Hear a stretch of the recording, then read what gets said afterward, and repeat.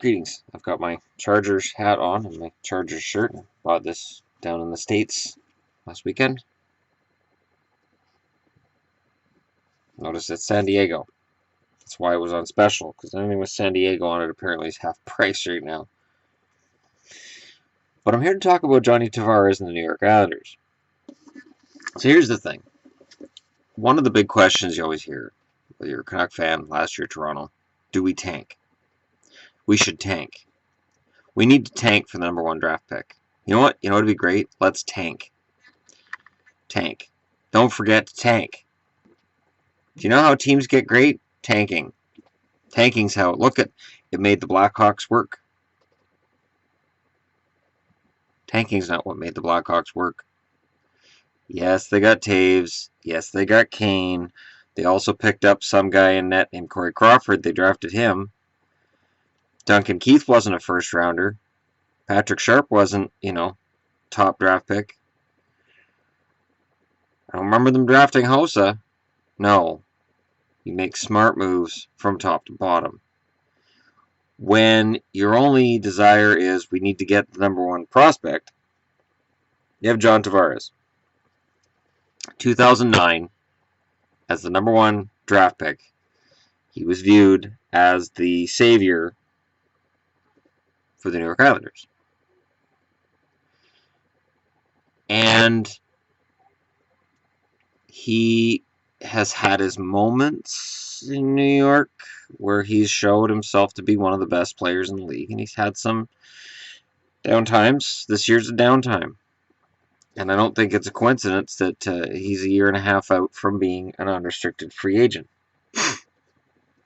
See, the other thing is, you get that number 1 big go-to star guy.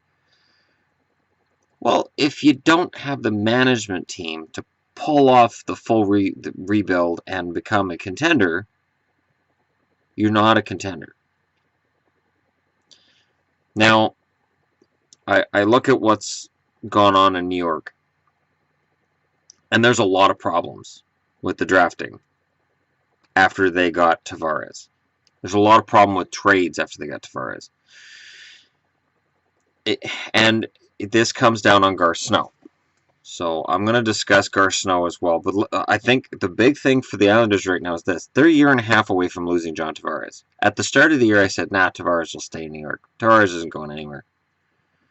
But that's when it looked like the Islanders were at least a wild card team. Right now, they're a disaster. The first season that he was in their lineup, which is 2009-2010, they gained 18 points in the standings, went to 79 points, and there was talk of the Islanders are going to be good. He had 54 points his rookie year, 24 goals. Now think about that too. I want to go back to the Leafs a little bit here. The Leafs have four rookies who are going to score more than 54 points if you project to the end of the season. And look at Tavares. That's what Matthews was compared to before the season, and now, Matthews is going to eclipse those totals. So, this is why I don't like comparing players to other players. So, his first year, fantastic. And it says here he's led the Islanders in scoring 6 times in 7 seasons because he's simply their best player. He had 67 points his second year, 29 goals. He eclipsed 30 goals in 2011-2012, and he had 81 points in 82 games. Everything's on the up and up. But the team didn't make the playoffs in those 3 seasons. They moved up. They got 79 points this first season, then they got 73, and then they got 79 again. The exact same record. Their goals for actually went down. So Tavares more and more was the only thing making that team go. Now, the strike-shortened season of 12-13, they got 55 points in 48 games. They make the playoffs. They lost in the first round. 13-14, 79 points again, and 34, 37, and 11 overtime losses. They love that record. They could hit that record again this year. 14-15, they get 101 points, 5th in the East. They lose in the first round. Last year, they got 100 points, 5th in the East. They lost in the second round after beating Florida in the first. So, what's going on? See, so you draft Tavares, and in that same draft, they draft Calvin DeHaan 12th overall. Not bad. So let's take a look at Calvin DeHaan. And I don't dislike DeHaan. They drafted him ahead of Zach Kassian. That's fine. Kulikov, Holland, no problem. Nick Leddy. They now have Nick Leddy, so no harm, no foul. Chris Kreider drafted 19th overall. They could probably use a Chris Kreider right now on the island. Kreider of the I'm going to beat you with a helmet variety. But that draft in general, there weren't that many steals in it. So the next pick was Mikko Koskinen, the goaltender who's played a total of 4 games in the NHL.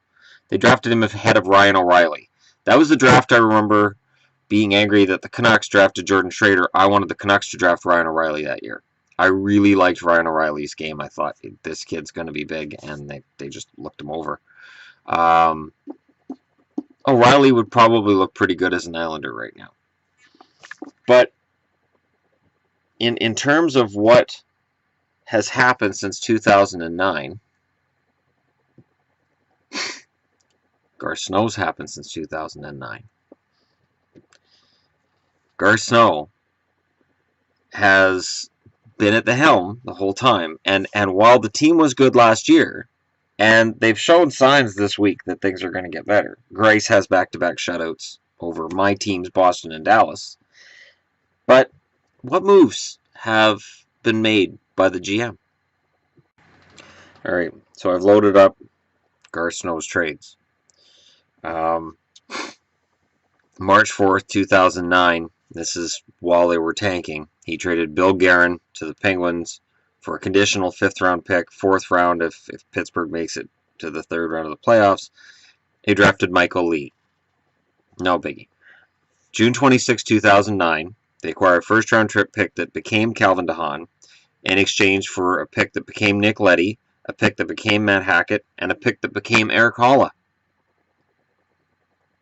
Whoops. Now, Eric Holla was a 7th-round pick, so I'm going to go ahead and just give Minnesota complete props for grabbing Holla in the 7th round. That same day, they had acquired the 2 draft picks that became Nick Leddy and Matt Hackett from Columbus and gave Columbus a 1st-round pick that became Kyle Palmieri, picks that became Matt Clark, Anders Nilsson, and Casey Zizekas. So that draft pick would come back. And that draft pick came back with the draft pick that became Anders Nilsson for a draft pick that Columbus acquired, which became Kevin Lynch. This is one of those things that the Islanders have done a lot. Just draft picks. Lots and lots of trading draft picks. Baffling. So all this is being done as they get ready to bring in Tavares.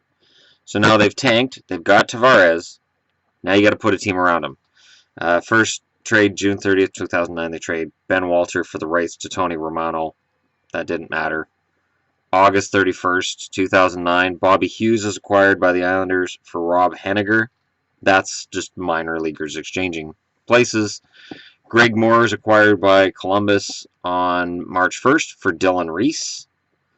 March 2nd, Brett Westgarth acquired by San Jose for future considerations. You gotta love future considerations. He's a very popular player. Very, very popular. Andy Sutton was acquired by Ottawa in exchange for a 2nd-round pick that became Kent Simpson. Yuri Niemi was acquired by the Rangers for a 6th-round pick that became Tanner Lane.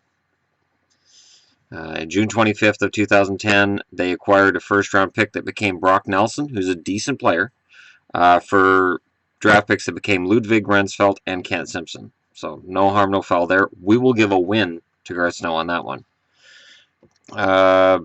Islanders acquired a draft pick on June 26th. Brendan Kitchen was the one they drafted. He, of course, went back into the draft, was redrafted by Winnipeg when he went back into the draft.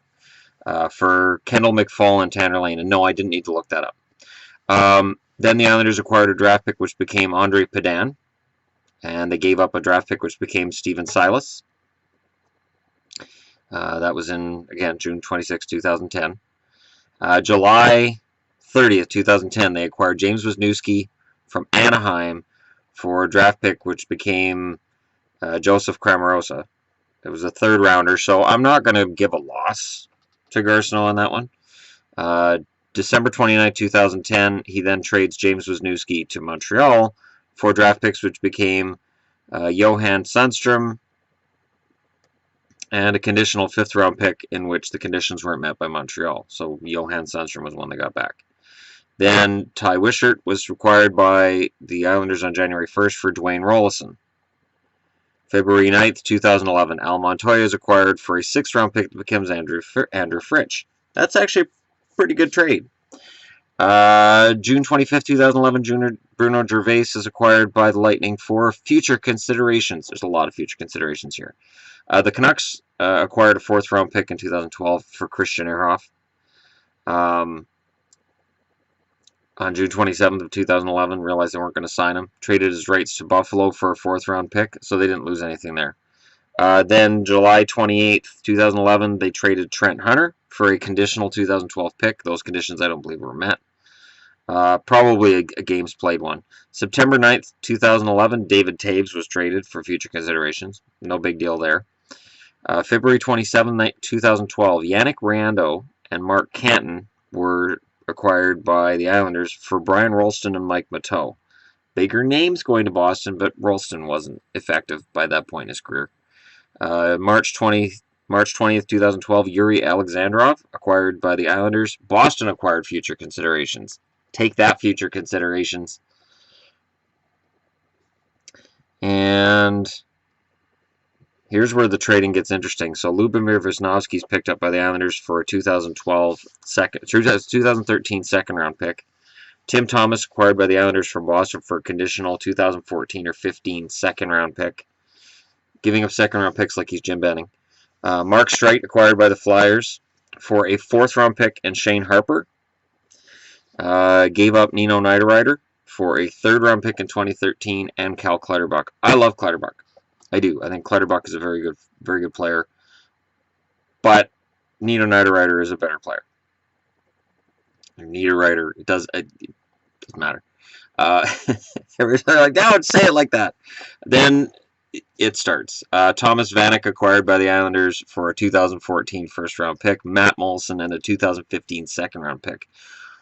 We all know that trade made October 27, 2013. Vanek was not good for the Islanders. Vanek has, until this year in Detroit, Vanek has sort of struggled in numerous stops. So not a great move. Then Chicago takes Peter Regan and Pierre-Marc Bouchard from the Islanders for a 4th round pick and a promise they won't try to trade them back. Pierre-Marc Bouchard's career was over at that point. So no harm, no foul on that one. The Flyers then acquired Andrew McDonald March 14, 2014 for a 3rd round pick in 2014, 2nd round pick in 2015, and Matt Mangine. Now, McDonald has not lived up to his billing in Philly. So, again, Garth Snow's not really losing on this front when it comes to the trades. He's not getting taken to the cleaners. Thomas Vanek was acquired by the Montreal Canadiens from the Islanders on March 5th, 2014, with a conditional 5th round pick in exchange for Sebastian Kohlberg and a conditional 2nd round pick in 2014. Yarrow Halak is then acquired by the Islanders on May 1st, 2014 for a 4th round pick from the Washington Capitals. They then acquired Nick Leddy from Chicago for Kent Simpson, TJ Brennan, Ville Polka, and Anders Nilsson. Lots of bodies going the other way.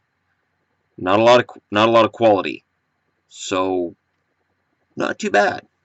And then the Islanders acquired Johnny Boychuk from the Bruins for a 2nd round pick in 2015, 2nd round pick in 2016, and a conditional 3rd round pick in 2015. Brandon Carlo is one of those draft picks. That's why I don't agree with giving away draft picks. I am very gun-shy about just hand away. And you always hear that too. Well, you give them a 1st and a 3rd, and you get this star player back. And it's like, yes, for now, yes, but you're ignoring the fact that hockey has a future, assuming the world's not going to get blown up in the next 4 years. We all have a future, and we're going to want to see how those draft picks pan out. And if you have faith in your GM and your scouts, You want to keep draft picks. Andre Padan was then acquired by Vancouver from the Islanders for Alexander Mallet and a third-round pick in 2016. That pick was picked up because Mallet was not a very good player. Then David Leggio is acquired by Arizona for Mark Lewis. No big deal. That was 2015 trade deadline. And then Corey Conacher was acquired by the Canucks for Dustin Jeffrey. I never understood that trade other than just a trade of farmhands. Chad Johnson was acquired by Buffalo with a third-round pick in 2016 from Michael Neuwirth. And I still to this day do not understand why Michael Neuwirth, it's just never worked for him. He's never really clicked. Yeah, and his time in New York with the Islanders was 5 games long. 5 games. That was it. That sucks. And Johnson became a very good backup for Buffalo. So Tyler Kennedy was then acquired by the Islanders for a conditional third-round pick. The Islanders then picked up a 2015 first-round pick and second-round pick for Griffin Reinhart. Now, you cannot qualify that as anything but a win. So Garth Snow gets the win on that one. Absolutely gets the win on that one. Then Michael Grabner was acquired by the Leafs for Carter Verhaeghe, Chris Gibson, Tom Nelson, Taylor Beck, and Matt Finn. So nothing. Zip. And then Taylor Beck was acquired by the Colorado Avalanche for Marc-Andre Clichet that went back to the Islanders. And then the most recent trade he made was February 29th of 2016, so almost a year ago. Shane Prince and a 2007 pick goes to the Islanders for a 2016 third-round pick. So there you go. There's the trades that have been made since Tavares became the face of the franchise. You can argue he hasn't really lost any, if many, trades. And you'd be right. But he hasn't managed to get the sexy picks for the team. He just hasn't. And when you look at where this team is, and I also want to focus on something else. This magazine predicted them to be 7th. There was a lot of debate over where they'd finish in the division. And the departures from last year's team, Steve Bernier, UFA, who held on much longer in the NHL than I think most of us out here on the West Coast thought he was going to, and to his credit. Cliche, free agent, signs somewhere in the minors. Kohlberg signed in Europe. Halmo, free agent, Tampa. Matt Martin goes to Toronto, which takes a lot away from the Islanders. Franz Nielsen, Detroit. Again, that hurt them. Tom Nelson to Vancouver, no hurting there. He didn't play for the Islanders anyways. Kyle Okposo, major hurt. Brian Straight, not necessarily a big deal. Whitney goes to Colorado, and then Marek Zalitsky left as a UFA. But depth. So a lot of what the Islanders lost was depth. And then what did they pick up? They picked up Andrew Ladd, who's been a flop compared to Kyle Okposo, and that's just baffling. Like, I understand that Snow is dealing with, there's a lot of uncertainty. So part of what I'm getting across in this video is here's an organization that a lot of players have left. The guys who come in are Okposo, Chimera, Parento, who got waived, so he doesn't count. And they're still waiting on Barzal. Hosang hasn't come up. Del Colli hasn't come up. He's still in the minors. Beauvillier has come up. He's been okay. On the blue line, you've got Hamnick, Leddy, Boychuk, and DeHaan, which is okay. Hickey. Pulak, last time I saw, was in the minors again. He was supposed to come up. Pelich is a depth guy. So, when you look at the Islanders, I mean, Barzal wasn't ready this year. There's a lot to look at and say, well, and I know Toronto's getting raked over the coals for not keeping Grabner, but the Islanders had Grabner a hell of a lot longer, and they didn't see a need to keep him either. And again, that's a yearly. It seems like every few years that argument comes up. Oh, Grabner's having a good start. Who didn't keep him? Who didn't hold on to him? There's a reason. So Garth Snow, the Phillies not trading. So coming up to the trade deadline, Garth Snow's not going to get owned. But there's no blockbusters, really.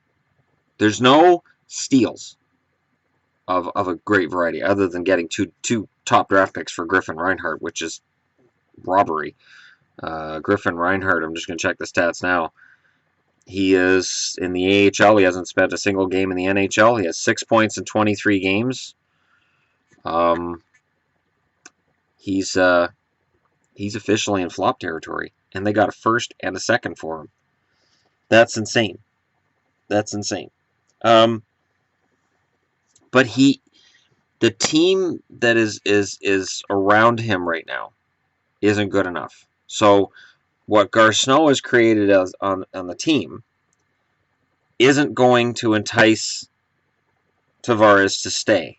He's been with this team for 7 years. Can we look at this team right now and say it's better than the one that they had when he came in as a rookie? And I don't think you can. The record's right around the same. They were 3 games below fake 500 his first year. They're right now, I think, 2 games above fake 500.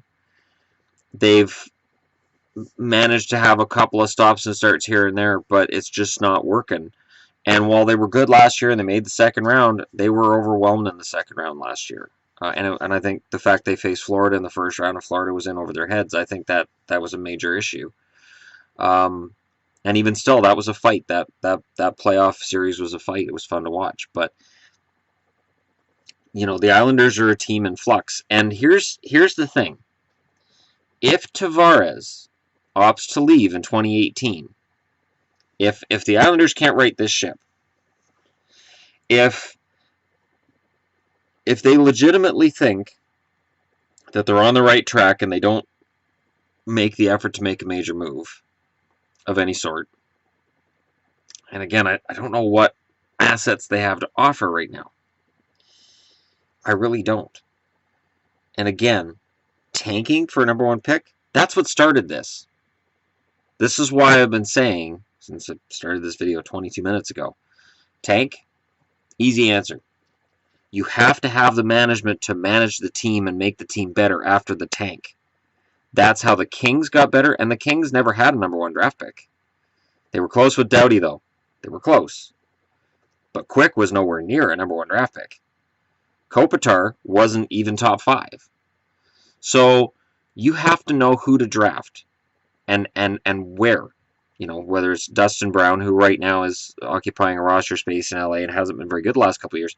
Fantastic, they're cup years. So, it's a matter of player management, and that's where the Islanders have fallen apart. And the 2 issues for them seem to be budget, because they should have just given Okposo what Buffalo did. That should have been doable. And there's just this thing around the Islanders that was around Edmonton 5 years ago. Players don't want to go there. They don't have to say it. You can see it. Players don't want to go to the Island right now, even though it's Brooklyn.